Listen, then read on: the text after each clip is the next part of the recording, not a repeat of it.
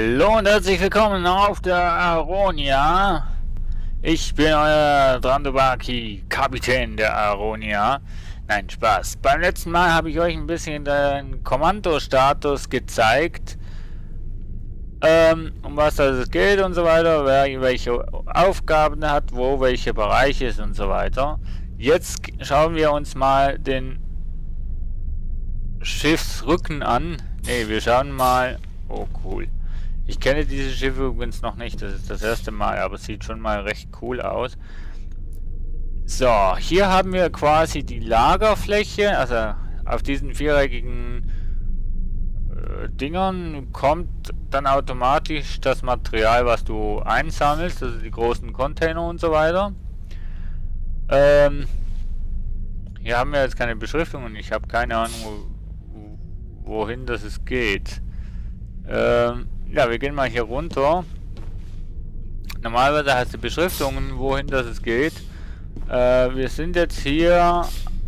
hier ist die Waffenkammer. Also hier ist der Waffenspezialist zuständig. Das hier ist die Nuklearabschusssache. Also da kannst du eine Nuklearbombe reinmachen. Und dann abfeuern oder so, ich weiß es nicht. Das ist quasi die große Wumme, die nur also zurzeit nur der Waffenspezialist anschauen kann. Also die Raketenabschusssteuerung. Und hier haben wir nochmal den Target, also Raketentarget, also Raketenziel-Setup. Bildschirm, wo er kann sagen, ich möchte den Reaktor angreifen, damit das Schiff keinen Strom mehr hat, oder ich möchte nur die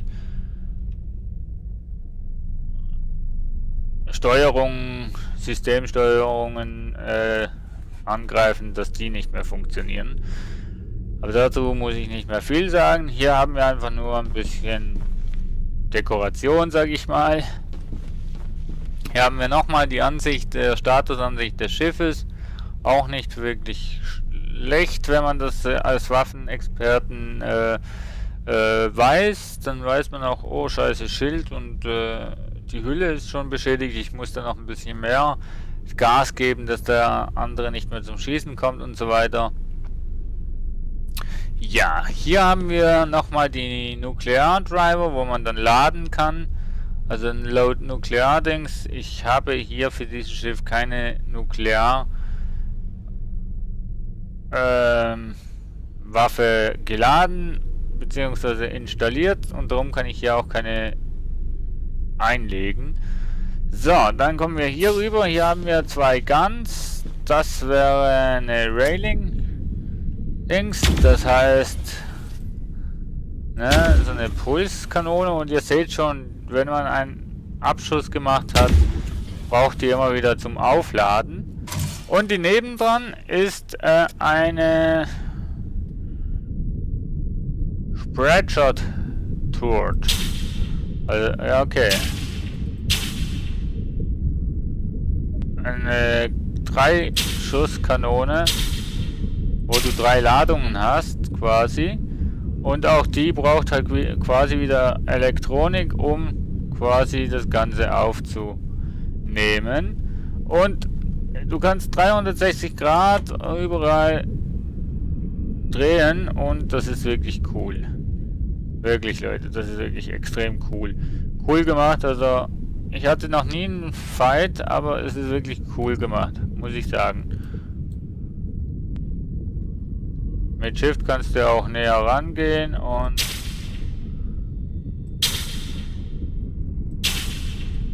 ja, genau, die Sonne abschießen. Gut, das wären die zwei Waffendinger. Machen wir mal das Licht wieder aus.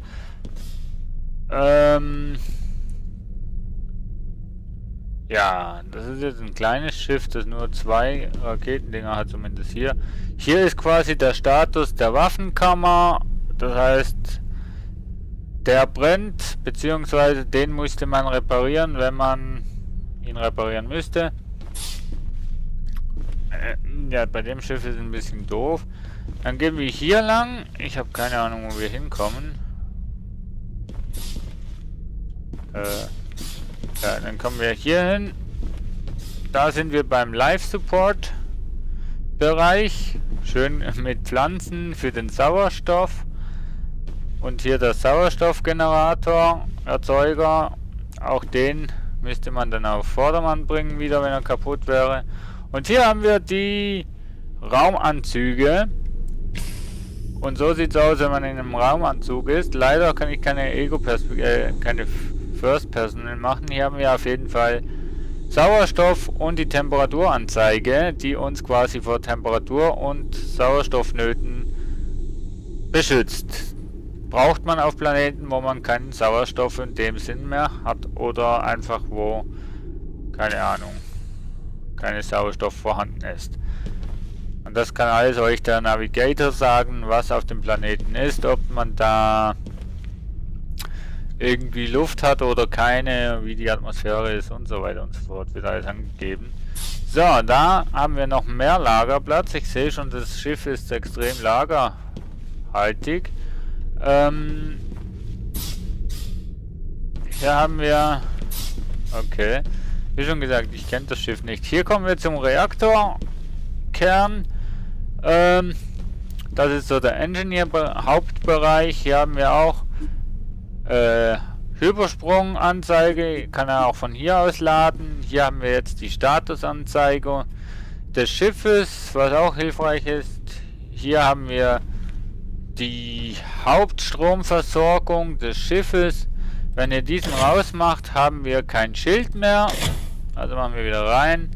Das hier ist der Reaktorkern genau genommen. Wenn dieser zu überhitzt ist, beziehungsweise eine Kernschmelzung bevorsteht, gibt es quasi eigentlich nur noch eins, was man machen kann: den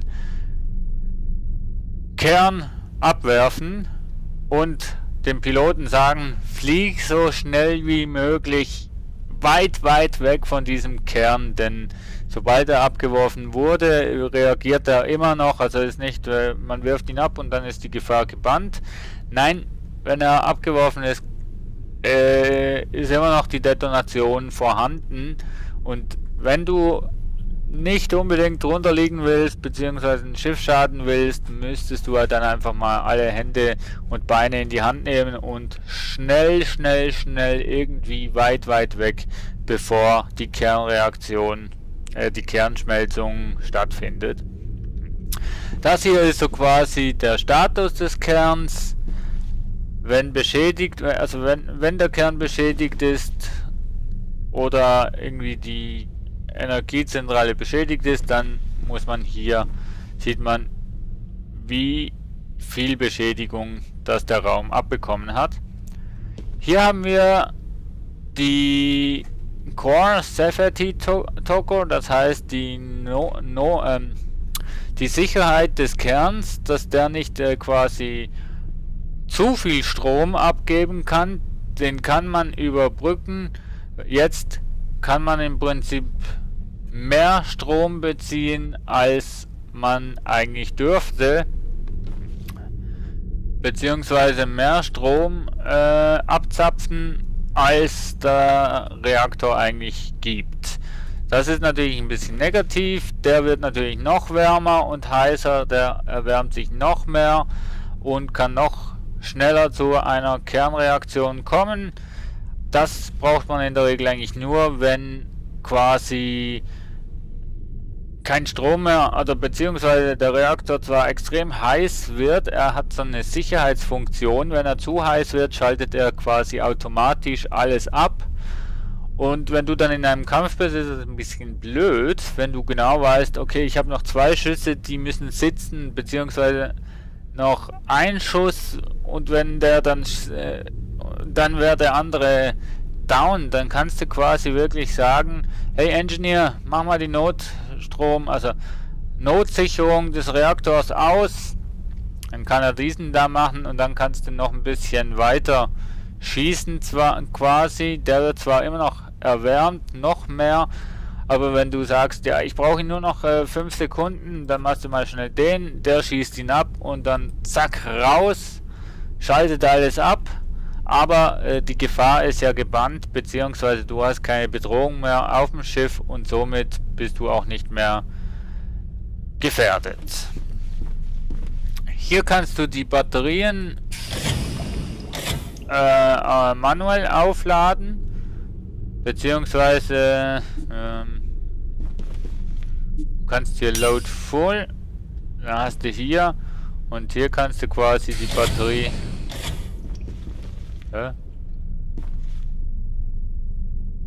also kannst du quasi Energie aufladen. Ja.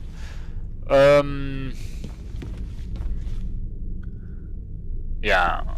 Und wenn totaler Stromausfall ist, sieht das so aus. Okay, kein Strom mehr auf dem Schiff. Wir müssen rebooten. Machst du einmal den, dann machst du Boot Ship OS. Den wartest bis er geladen ist. Okay. Pull Level 2. Zack, hoch. Dann machst du Prime Warp Corp. Okay, der ist schneller und jetzt kannst du quasi das Schild aktivieren.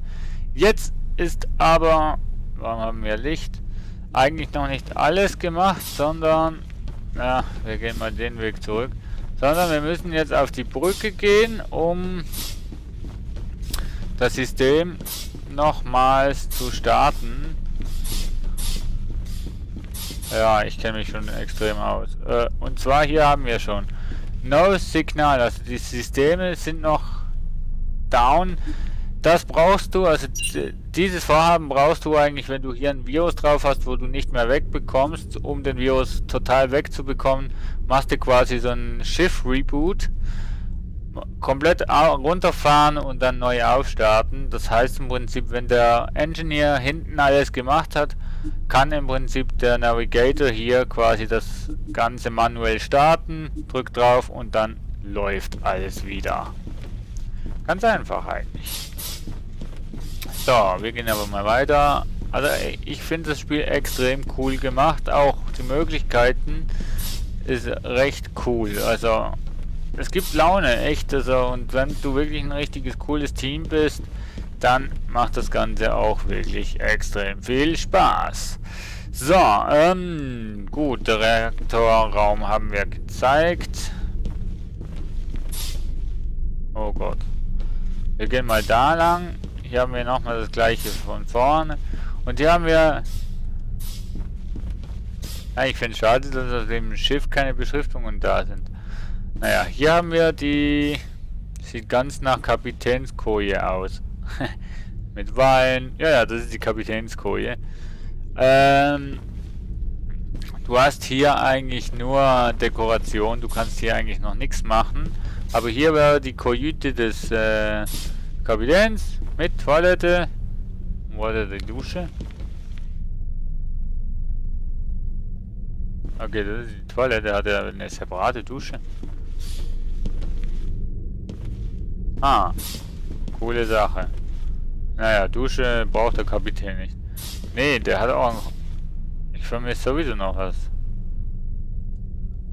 Nee, der muss noch einen Raum haben. Da ist er. Normalerweise hat der Kapitän auch noch einen Schrank. Den sehe ich aber hier auch nicht. Okay, gehen wir mal weiter. Ach, also verwickelt. Das hier ist die Forschungsstation, kann man sagen. Auch hier hat er... Ne, die Navigations...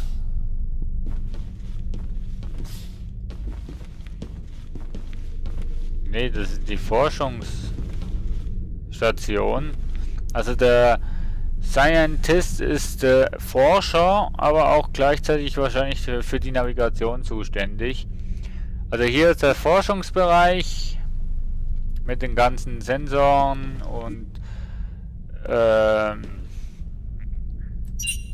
Programmen und Kommunikation und so weiter. Ne, Kommunikation hast du jetzt hier hinten nicht. Die hast du nur vorne. Also vorne ist er auch noch für die Kommunikation zuständig und hier hinten ist er wirklich für die Systemsicherheit und Forschung der Planeten zuständig. Ja, und die Navigation. Denke ich jetzt mal. Jo. Hier wäre der Regenerationsding, Kammer. Das heißt, wenn du Leben verloren hast, dann kannst du dich hier wieder aufpeppen. So. Okay. Hier kommen wir zum Reaktor. Hier kommen wir zum Forschungscenter. Dann schauen wir mal, wo wir hier hinkommen. Hier haben wir... Oh, wie cool ist das denn? Der Serverraum. Ne, hier haben wir die Teleporter-Funktion. Das heißt, hier kannst du... Ein bisschen doof gemacht. Eigentlich müsstest du hier stehen, um zu teleportieren. Aber die Anzeige, die ist extrem ein bisschen doof gemacht. Ja. Gut. Du kannst hier wirklich umschalten. Ich muss das Teil von hier anschauen. Also wohin, dass du beamen willst, teleportieren möchtest. General Store ist ein kleiner Store-Bereich, wo du quasi alles kaufen kannst, außer Schiffsteile. Repair Depot, da kannst du dich aufs Repair Depot beamen. Das habe ich noch nicht ganz verstanden, für was. Hier kannst du quasi, also wenn du auf dem Schiff 2 Teleporter hättest, ob das möglich ist, weiß ich nicht. Ne, hier kannst du von Schiff zu Schiff teleportieren, glaube ich. Teleportieren wir, sind wir auf dem Schiff. Einfach ein bisschen, ne? So, ja. Hier kannst du quasi auf die Stationsteleporter zugreifen. Die WD Station 231 hat 2 Floors, einmal Floor 1 und einmal Floor 2, wo du Händler, Aufträge und so weiter findest. Wir gehen jetzt hier mal weiter, weil ein Raum fehlt mir noch. Hier haben wir den Aufenthaltsraum für die Crew, aber auch hier haben wir den Duschenbereich und hier haben wir ein WC für 4 Personen. Okay. Okay. So, hier haben wir 4 Betten für die Crew. Der Kapitän, der schläft woanders. Hier haben wir die Schiffsstatusanzeige wieder. Hier haben wir Dekorationsnahrung, Kochplatten, Lavabos, Schränke, die dekorativ sind und so weiter. Und der Esstisch auch, wo man nicht benutzen kann. Und hier haben wir jetzt die Schränke, wo ich vorher gesucht habe. Duschen, warte mal. 1, 2. Okay, 3 Duschen hast du nur, okay. Ach, das ist das WC, ja, genau. Ja, du hast also hier noch Schränke für jeden angeschrieben. Das ist der Kapitän, das ist der Pilot, das ist der Forscher und Navigator, sage ich dem jetzt mal. Das ist der Waffen Spezialist und das ist der Engineer. Als Kapitän kannst du überall reinschauen, alles rausnehmen. Das ist dein Inventar, das ist das Container, also die Schrankinventar. Und sobald du eigentlich spawnst, hast du dieses Equipment quasi automatisch auf dir. Also ich habe jetzt zum Beispiel eine Phaserpistole, Repair Gun und eine Fire Extinction Greaser, oder wie das Ding das auch immer heißt. Das ist der Feuerlöscher, Repariertool und das ist die Phasenpistolen. Also deine Waffe, die du am Anfang halt schon hast. Und die Hände, ja. Zudem komme ich auch noch. Hier haben wir den Forscher. Er hat auch einen Scanner, also für mich auch einen Navigator. Du kannst eigentlich den Scanner auch nehmen, aber wir lassen ihm den jetzt drin. Der Pilot, ne, der hat auch die Grundausstattung und der Kapitän, komischerweise hat der noch Bisquicks, also Essen. Komischerweise hat er Essen und die anderen nicht. Ich weiß jetzt nicht, ob du quasi... Du kannst die Sachen zwar in den Schrank des jeweiligen tun, ich weiß aber nicht, ob der dann das auch nehmen kann. Ne, das wäre ein Versuch dann auch wert. Ja, das wäre so der Aufenthaltsraum. Nicht spektakulär. Du kannst eigentlich auch nur deine Sachen hier deponieren zurzeit.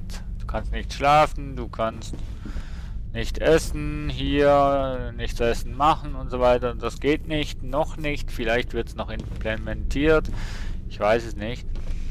So, dann gehen wir aber auf jeden Fall jetzt mal weiter, weil... Ah, jetzt sind wir... Okay, ja, jetzt sind wir durch. Das wäre der Reaktorraum wieder. Ja, das wäre also Pulsar Lost Colony. Also die letzte Kolonie. Das Schiff hier ist... Ich weiß gar nicht, welches Schiff das ist. Auf jeden Fall, das ist die Aronia. Hier die Waffenkammer. Ich hätte auch schneller sein können. Der Teleporter, genau. So, Kommandoraum ist heller als alles andere.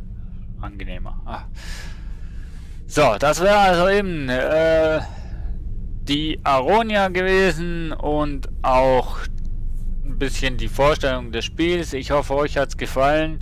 Ich hoffe, ihr habt jetzt auch extrem Bock drauf auf das Spiel. Ich würde gern die SGP Aronia gerne aufrecht halten, beziehungsweise mit der ein paar Flüge machen und auch richtig viel Spaß haben. Das heißt also, wenn ihr Lust habt auf ein bisschen Gaming mit mir und mit der Aronia, dann schreibt mich einfach an. Das Einzige, was ihr braucht, ist halt das Spiel Pulsar Lost Colony, das man bei Steam bekommt oder sonst irgendwo. Und ja, es ist recht lustig. Also ich habe schon diverse Let's Plays geschaut. Es ist extrem lustig, das Ganze. Vor allem hat jeder seine Aufgabe, die er erfüllen muss, damit quasi das Ganze wirklich dann so läuft, wie es laufen müsste. Und das ist auf eine witzige Art gemacht. Grafisch ist es nicht unbedingt der Oberburner, aber das ist in diesem Spiel absolut nicht wichtig, denn was du hier alles machen kannst, die Möglichkeiten, das ist extrem. Ja, mehr zeige ich nicht, weil das findet ihr dann quasi selbst raus.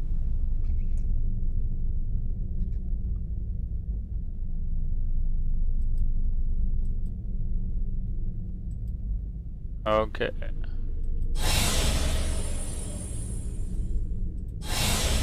Ah, das ist geil.